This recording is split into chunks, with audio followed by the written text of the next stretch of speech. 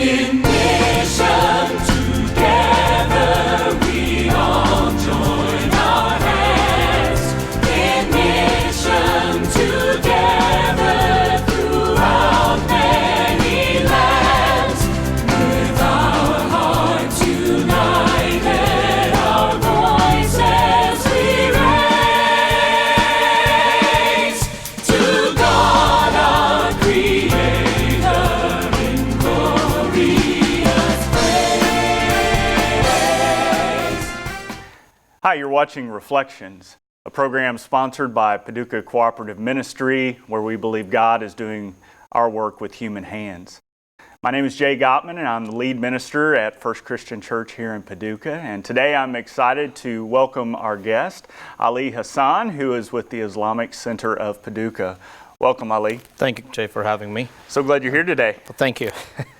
I guess the first for everything. Yes, that's right. That's right.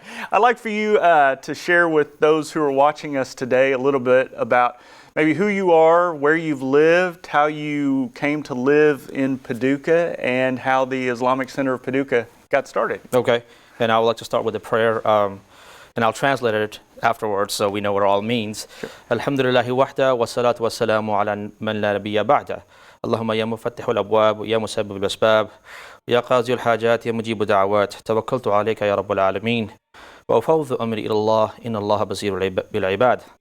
And all praises belong to Allah, the Almighty. We send peace and salutations on the Prophet. There will be no Prophet after. For Allah surely is the one who opens the closed doors for you, and He makes ways out for you.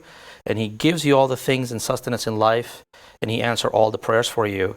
And I entrust my affairs to Almighty, for surely He sees what His servants do in His way. And after that, I would like to basically greet you in the words of Christ and all the messengers. Assalamu alaikum wa rahmatullahi wa barakatuh, or in the words of His language in Aramaic, Shalom. Shalom. Peace as well. be unto you. And to you as well. So, I've been in Paducah for over 10 years. Moved here for a family business. Never knew I was being this path. And grew up in Libya, an African country, Mediterranean, beautiful place. Have the opportunity to grow up in Pakistan. So I spent a majority of my time was spent in Libya. Spent some time in Pakistan. Then I finished my high schooling in New York City. Attended a couple of colleges there. And then ended up transferring to a Catholic Jesuit university for about a year and a half out in Scranton, Pennsylvania. So, and then ended up in Paducah. So that's pretty much brief history of what I do. Up here in Paducah itself, I work with ICP, Islamic Center of Paducah, Kentucky, which started about a year and some change ago. And we're just glad and excited that people of Muslim faith have a place to worship in a place or a sanctuary. And Paducah has been extremely open-minded and open-armed. And of course, we're part of the PCM, Paducah Corporate Ministries. So there's the first of that. There was, of course, a synagogue on the list. Yes. But, Muslim mosque would be the first one that's on there. And I guess today is the first that a Muslim has appeared in a reflection show. So Yes, it is, as far as I know. Well, thank you. I thank you guys for that. But that's pretty much brief introduction of mine. Fantastic. And where is the Islamic Center located here in Paducah? Paducah, it's a 760 Berger Road, depending on how you pronounce it. Locals call it Berger. It's Berger Road. It's just right other side of Hanan Plaza, so to speak, right down the drive. Sure. And for those of us in Paducah who may not be as familiar with the Muslim faith, is anybody allowed to come to worship or to experience what worship is? Right. And when does that take place? So basically, you've been there, of course, Yes. For the open house. We had an open house last year, which was extremely successful. I think we had about 200 or 300 people show up through the cycle for the day. We have open door policy, as most places of faith and worship have. Of course, we're a little different than most synagogues and churches when you walk in. And of course, when you walk in, there is an entryway and a hallway, and then the prayer area starts. So you must remove your shoes. To walk in, you must be properly dressed. You should not have any, dirt or, materials, foreign objects on your body that would desecrate the place in a sense, manure or something like that would have bad smell. Even for Muslims, it's recommended we take showers when we come, dress properly, Sunday best, so to speak. Wear your best cologne and perfumes and come out. For women, we suggest most of them that come, they are very properly dressed. They're fully covered. We have, for women, we have stuff there they can use, borrow, so to speak. It's just a robe they just put on and cover your head. For men, it goes the same, but the tradition is different in some different traditions, so men are allowed to not have their heads covered. But basically, you come in, we have seating available. We have some pews available that you can sit down in the back, and then you just observe the prayer. And our prayers are a little different than most traditional, church prayers, where a sermon is led where the believers sit on the floor. The sermon is led by standing up, and of course you have witnessed this year. And then once the sermon is over, a prayer is led, that where the bow and the prostration takes place facing the Kaaba, the northeast direction, and then the prayer is concluded that way. But it takes place. Our congregation there's a Friday, so it starts at 1:30 and we end at 2:00. Okay. And I know when I've worshipped at the Islamic Center, the prayer is facing, you say, the Kaaba, which means facing toward Mecca. Right. Correct? Right. And so that's an essential part of the faith is during prayer time, praying toward Mecca. Right. And the one thing I noticed is that during the prayer time, the men are all very close together on the floor, and the women are in the back. Is that typical from basically most the prayers are segregated.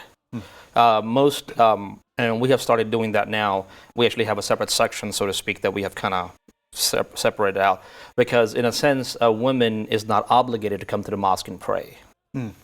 It is best for her to pray at home if she wants to. But if she wants to come to the mosque, there is no hesitation. She's allowed to come.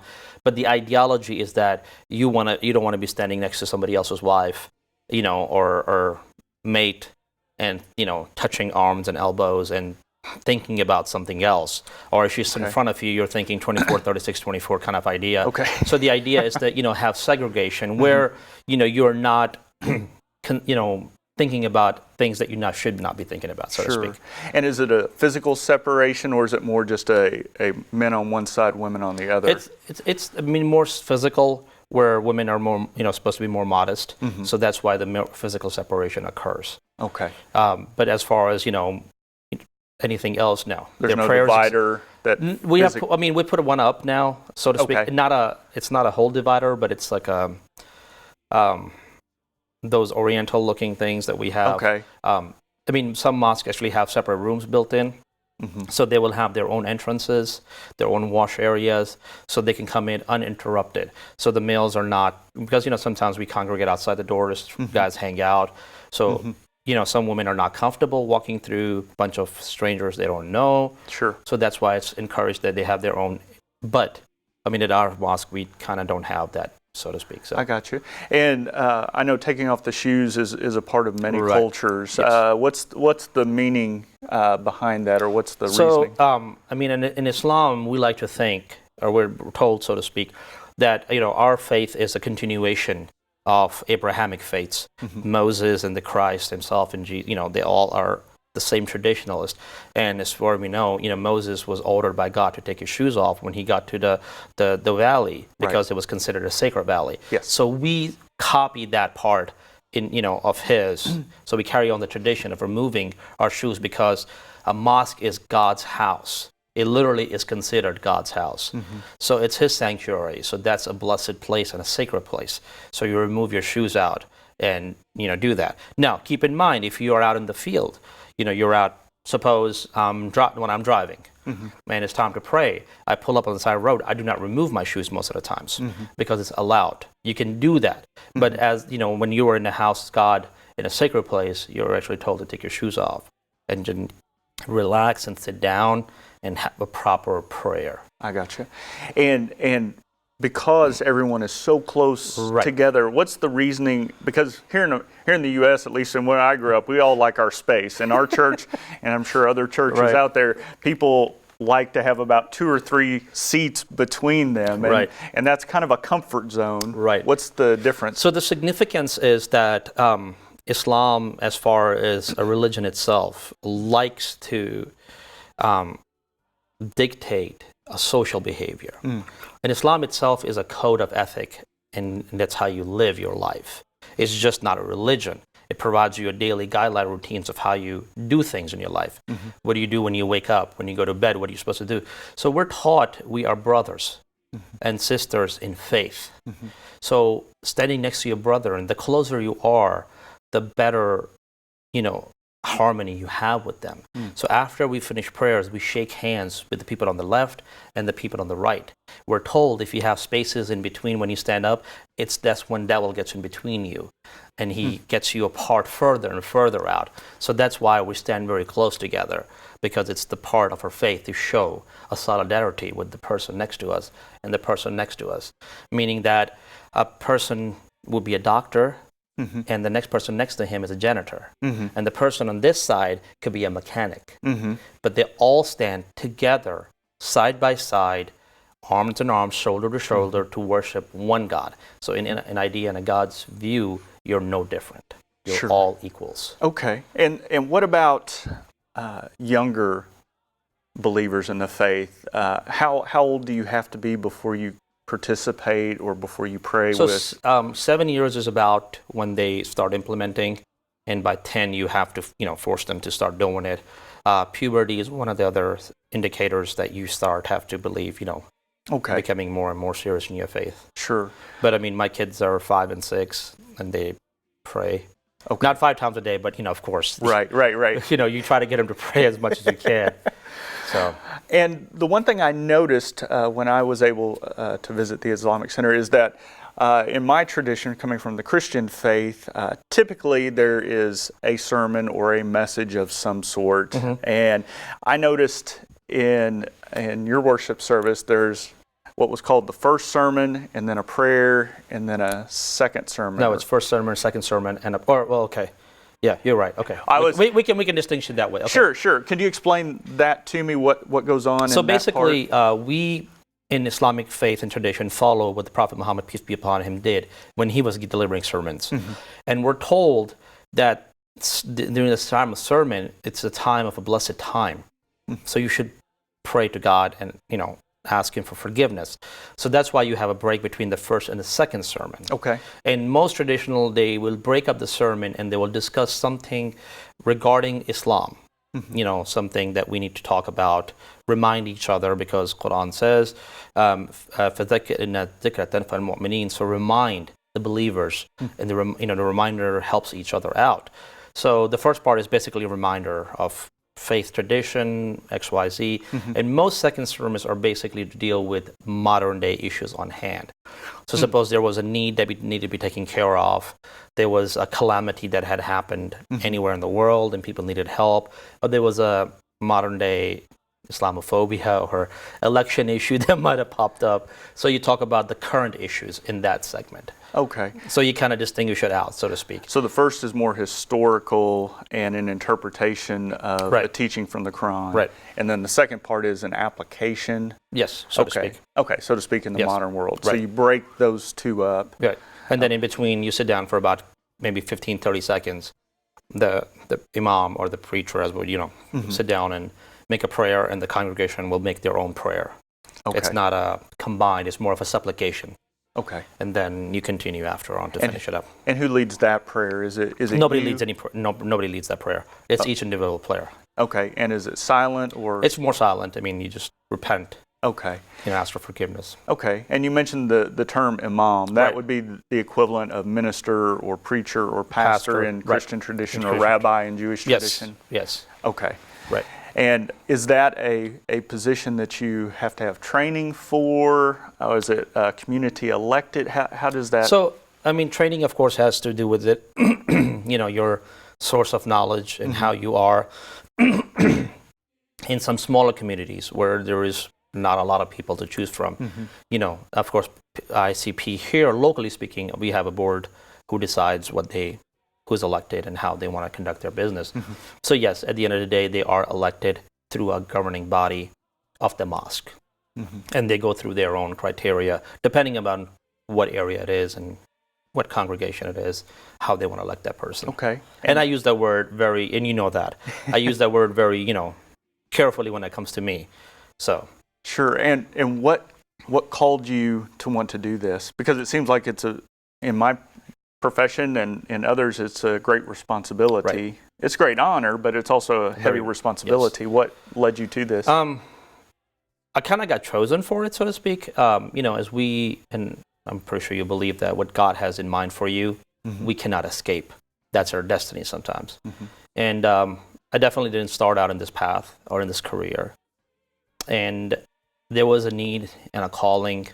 And I will not lie, I was kind of apprehensive of how things might be, how things happen. And it's a great burden because you have to not only be a spiritual leader, but you actually have to be a physical and emotional leader as well. You have to be there for people to help them out in their tough times. You have to listen to their issues. Or they will have a problem with you and they will be like, listen, I have, this I want to tell you. And they always start out saying, well, please don't take it the wrong way. And then, no, if there is something wrong, please tell me. So, it's a great responsibility. But I also believe sincerely, and it goes for any faith and tradition out there, if God brings somebody to your door, he saw something in you that he wants you to do through you. So you should never turn that away. Sure. Whatever you can do. Sure. So. Sure.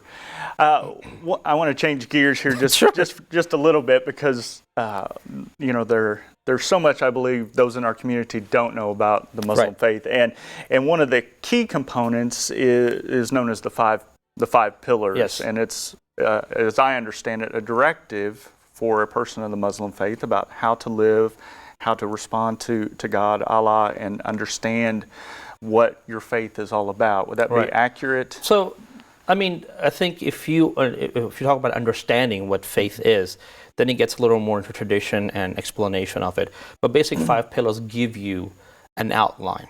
So imagine a tent, that has, when you put a tent up, you always have 4 outside supports, and you always have the middle part that supported the arch up to keep the tent up. So that's how we would like to consider is that it's, so to speak, a dwelling place. This world is a dwelling place, and you have your own tent. Okay. And those are the pillars that support, if you want to live in it properly, in a proper way. So the foundation. That you can call it a foundation. Right. Okay, very good. And so the first pillar that I understand is the Shahada or the creed. Shahada. And what is that? So basically, the Shahada basically means your declaration of faith. And it's ashhadu an la ilaha illallah wa ashhadu anna Muhammadan abduhu wa rasuluhu. It means I bear witness there is no God of worship but Allah himself, the Almighty, and Prophet Messenger is his servant and the last prophet. Okay. And that's it. And once a person of the Muslim faith makes that confession, does that mean they're part of the community now? Right. So, we're in Islamic tradition. It's funny. We were just reading that a couple of days ago. It's told that suppose I meet somebody, and the person just for whatever reason to please me, I guess, or please somebody else, and says, "I bear witness there is no God but God, and Prophet Muhammad is his messenger and last servant, or servant and last messenger." That's it. Now we're told in Islamic faith, I cannot question that. If he said it, I don't know what his motives are, but I'm to consider that he's a brother in faith now, and that's it. Only God knows what's in your heart. So anyone could say that, but just because I say that, it doesn't mean that I've just converted to the Muslim faith. Right, but then that's only between you and God. Correct. We cannot be the judge of that.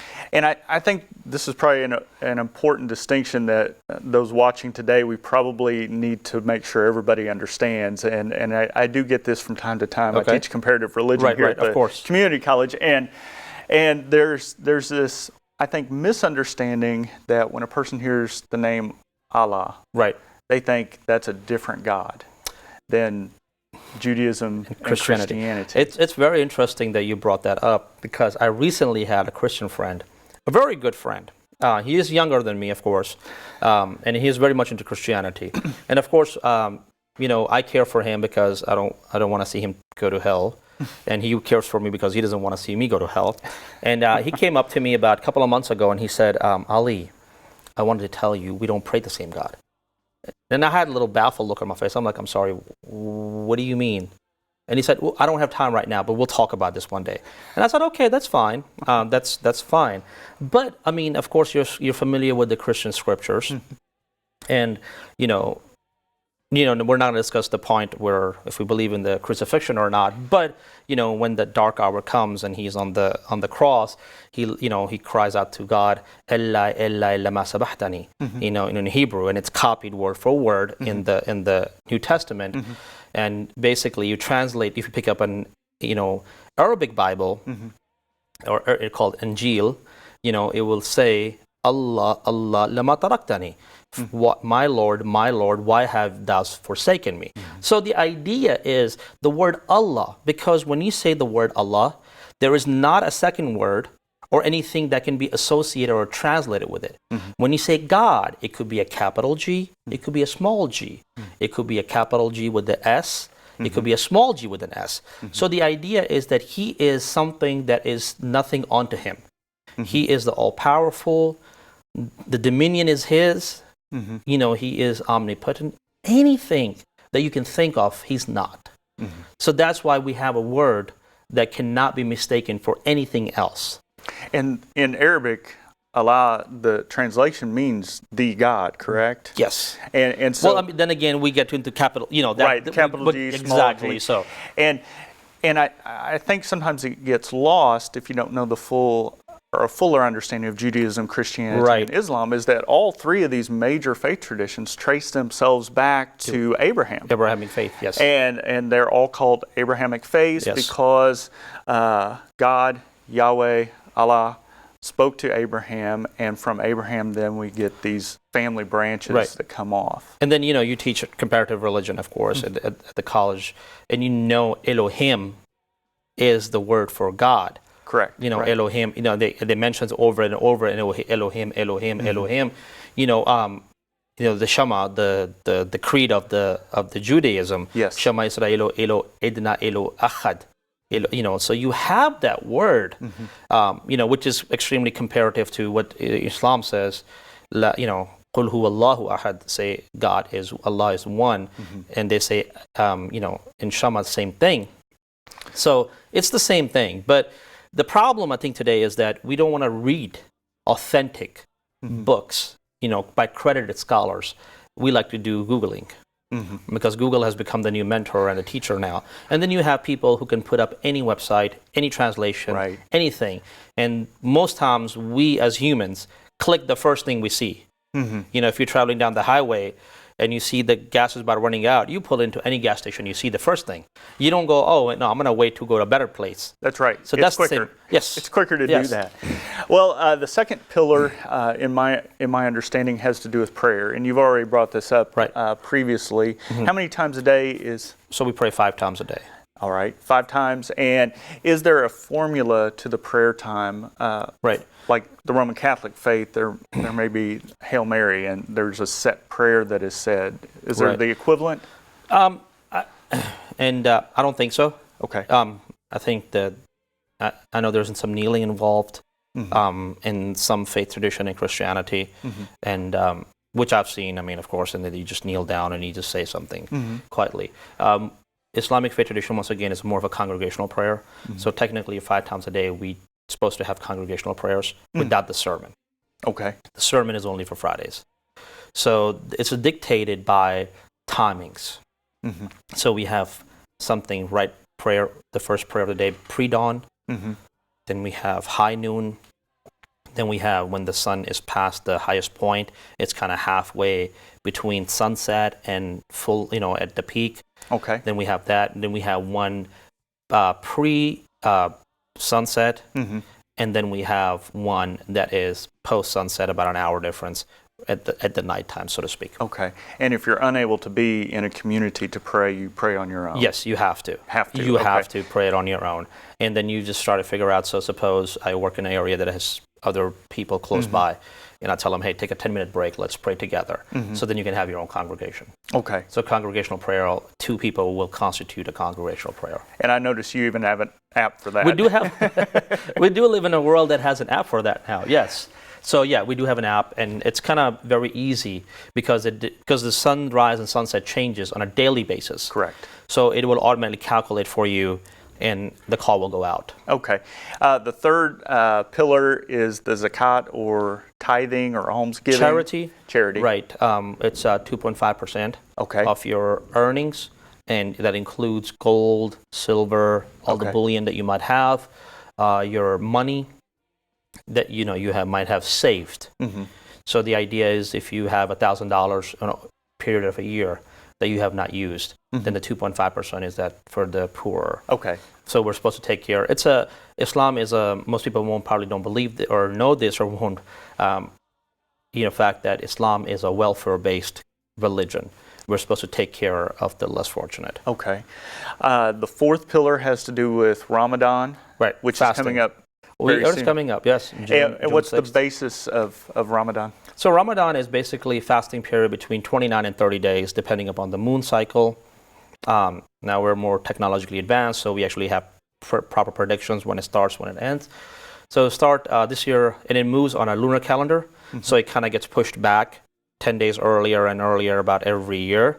So right now we're going to be in June, and it will keep going back until sometime we'll get to January and December sometime. Sure. But 30 days, you don't eat, you don't drink, you don't smoke, you do not use any bad language, bad thoughts, no sexual contacts with your spouses from pre-dawn to pre-sunset. So daylight hours, basically. Yeah. If your summer hours, 12 plus hours. Right, yeah. In the It's summer long. months, you're talking a long time. Yes. And then, so when the end of the day comes at sunset and the fasting period is over, then what are you still to be moderate in Right, all and things? and that becomes a problem, of course. Gluttony is a problem in every race, faith tradition these days, because Christianity started. Luxuria was considered a form of sin because it was gluttony. Now we have luxury items or luxurious things. Sure. So yes, you're supposed to eat moderate. And then what happens at the end of Ramadan? So at the Ramadan, we have an Eid al-Fitr, which means basically a celebration day of when we enjoy ourselves. We have a congregational prayer in the morning with a sermon. People come together. I think the last couple of times we've hosted at ICP, we've had about 80, 90 plus people turn out, 100 people turn out. So it's a beautiful day to come together, celebration. Kids wear new clothes. Yeah. They get candy, and they get, some money from their parents, and they enjoy themselves. Wonderful.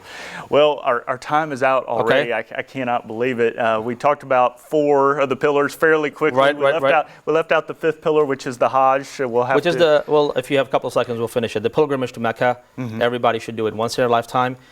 Granted, they can monetarily afford it.